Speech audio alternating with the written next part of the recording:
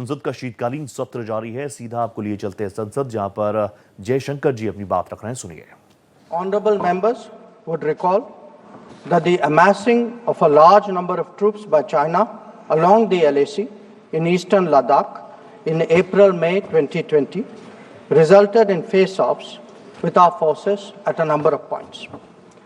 The situation also led to disruption of patrolling activities. It is to the credit of our armed forces that despite logistical challenges and the then prevailing COVID situation, they were able to counter-deploy rapidly and effectively. Honorable Speaker, sir, the House is well aware of the circumstances leading to the violent clashes in Galwan Valley in June 2020.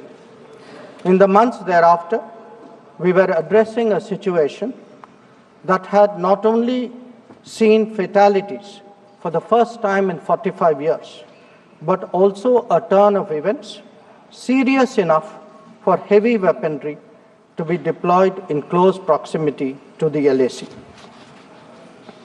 While a determined counter-deployment of adequate capability was the government's immediate response, there was also the imperative of a diplomatic effort to diffuse these heightened tensions and restore peace and tranquility.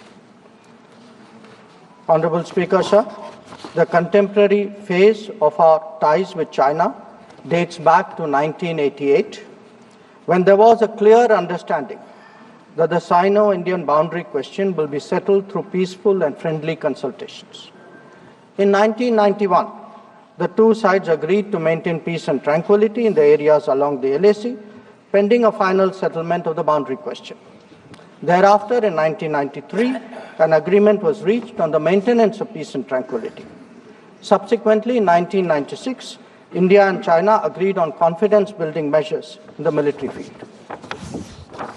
In 2003, we finalized a declaration of principles of our relations and comprehensive cooperation, which included the appointment of special representatives. In 2005, a protocol was formulated on modalities for the implementation of confidence-building measures along the LAC. At the same time, the political parameters and guiding principles for the settlement of the boundary question was agreed to. In 2012, a working mechanism for consultation and coordination, WMCC, was established, and a year later, we reached an understanding on border defense cooperation as well. Speaker, sir, the purpose of my recalling these agreements is to underline the elaborate nature of our shared efforts to ensure peace and tranquility, and to emphasize the seriousness of what its unprecedented disruption in 2020 implied for our overall relationship. The situation arising after our counter-deployment in 2020 called for multiple sets of responses. The immediate priority was to ensure disengagement from friction points so that there would be no further untoward incidents or clashes. This, sir, has been fully achieved, as I will explain. The next priority will be to consider de-escalation that would address the massing of troops along the LAC with associated accompaniments. It is also evident that the management of border areas will require further attention in the light of our recent experiences. In all of this, we were and we remain very clear that the three key principles must be observed in all circumstances. One, both sides should strictly respect and observe the LAC. Two, neither side should attempt to unilaterally alter the status quo. And three, agreements and understandings reached in the past must be fully abided by in their entirety. Honorable members would appreciate that as a result of the sustained tension and specific developments in the border areas, our overall relationship with China was bound to be impacted adversely. In the new circumstances, it was obviously not possible to continue the normal exchanges, interactions, and activities as in the past. In this regard, we made clear that the development of our ties were contingent on the principles of mutual sensitivity, mutual respect, and mutual interest. Throughout this period, honorable members would also be aware that government has maintained that India-China relations cannot be normal in the absence of peace and tranquility in the border areas. The combination of a firm and principled stance on the situation in the border areas, as well as a clearly articulated approach to the totality of our ties, have been the foundation of our engagement with China for the last 4 years. We have been very clear that the restoration of peace and tranquility would be the basis for the rest of the relationship to move forward. Since 2020, our engagement was therefore focused on these objectives. This took place at various levels involving different arms of the government. I myself have had meetings with my Chinese counterpart, as indeed has my senior colleague, Raksha Mantriji. Our NSA has also engaged his Chinese counterpart, both being special representatives on the boundary question. More detailed discussions were conducted by the Working Mechanism for Cooperation and Coordination, WMCC, at the diplomatic level. Its military counterpart was the Senior Highest Military Commanders Meeting, SHMC mechanism. The interactions were naturally very tightly coordinated with a combined presence in the negotiations of both diplomatic and military officials. Since June 2020, 17 meetings of the WMCC and 21 rounds of SHMC have taken place. So, in this background, I would like, sir, to inform the House today about the agreement reached on 21 October 2024 regarding Depsang and Demchok. The twin considerations of an unstable local situation and an impacted bilateral relationship were clearly the drivers for these recent endeavors. These two areas have been the focus of our discussions in both WMCC and SHMC with the Chinese side since September 2022, when the last disengagement agreement was concluded at Hot Springs area.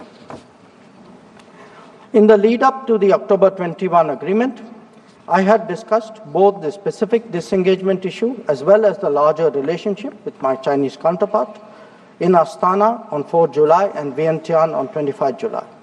Our national security advisors, ours and the Chinese, met in St. Petersburg on 12 September, and the problem in these two areas pertained primarily to obstructions of our long-standing patrolling activity. In Demchok, there was also the question of access by our nomadic population to traditional grazing grounds, as well to sites of significance to the local people. As a result of this recent understanding, arrived at, after intensive negotiations, resumption of patrolling to the traditional areas is underway. It was initially tested by sending out patrols for verification of disengagement on the ground and is being followed up by regular activities as per the agreed understanding. Following the October 21 understanding, Prime Minister and President Xi Jinping had a meeting on the sidelines of the BRICS summit in Kazan on October 23. They welcomed the understanding and directed the foreign ministers to meet and stabilize and rebuild the relationship.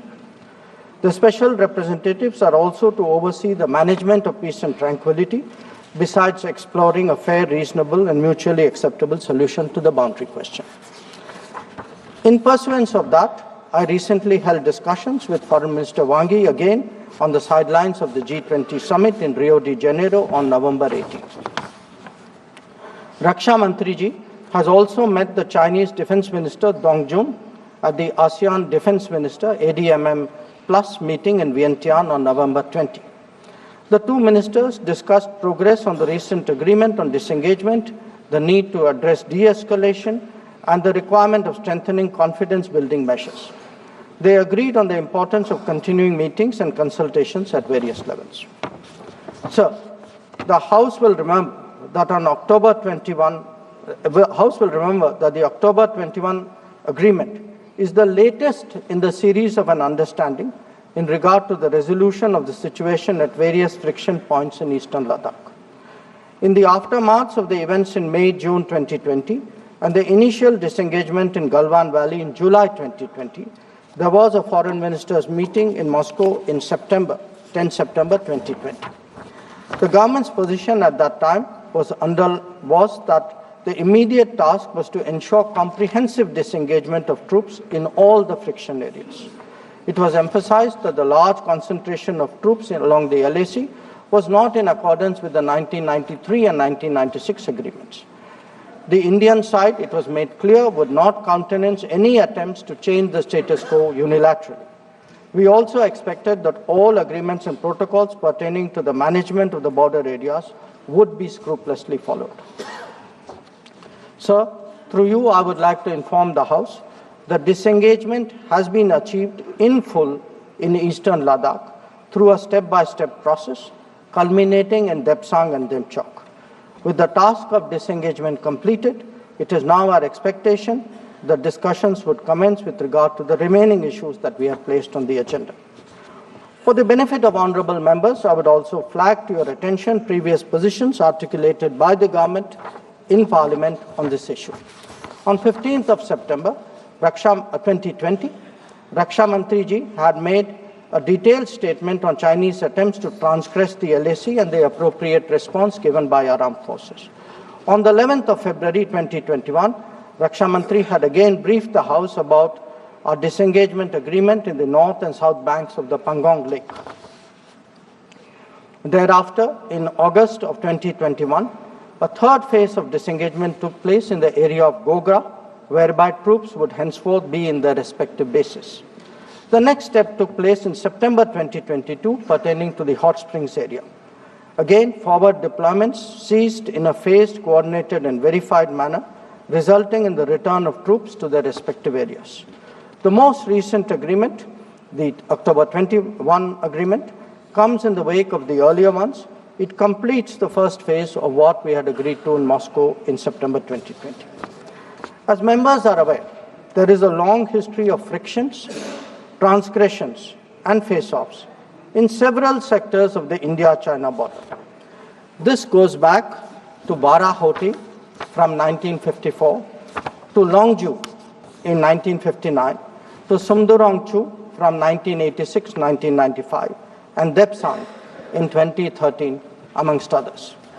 In the past, earlier governments have agreed to a range of steps to diffuse situations that have arisen at different times, including offers on our side to create demilitarized zones, limited non-patrolling zones, relocation or withdrawal of posts, disengagement of troops, and dismantlement of structures.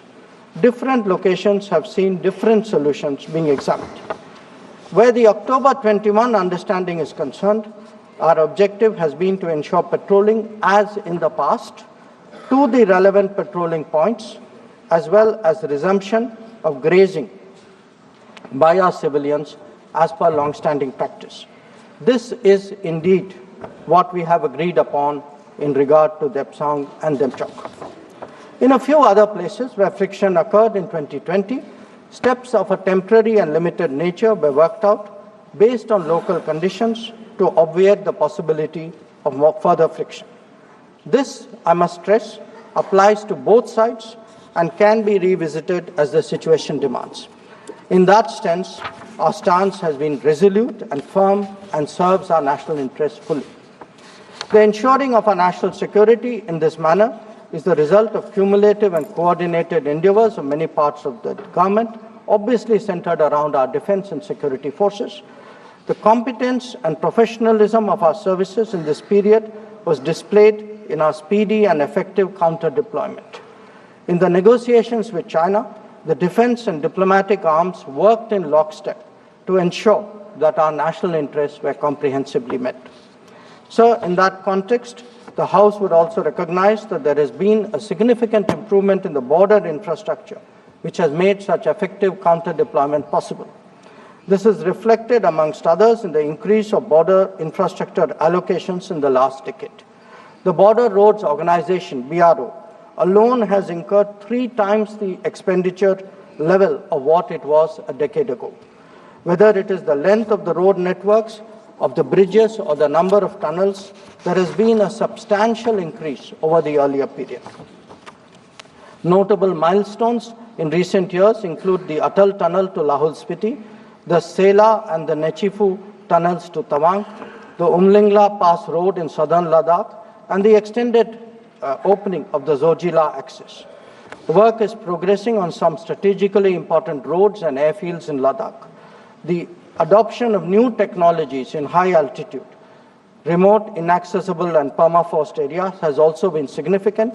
All of this reflects the government's firm commitment to protecting our borders and ensuring that our armed forces get the facilities and the logistical support that they deserve. Finally, sir, let me share with honorable members our expectation regarding the direction of our ties with China in the near future. Our relationship had progressed in many domains, but was obviously negatively affected by recent events. We are clear that the maintenance of peace and tranquility in border areas is a prerequisite for the development of our ties. In the coming days, we will be discussing both de-escalation as well as effective management of our activities in the border areas. The conclusion of the disengagement phase now allows us to consider other aspects of our bilateral engagement in a calibrated manner, keeping our national security interests first and foremost. In my recent meeting with Foreign Minister Wangi, we reached an understanding that the special representatives and the Foreign Secretary level mechanisms will be convening soon. I thank you, sir, and the honorable members for their attention, and I'm confident that the government has the full support in addressing the complexities of this important issue.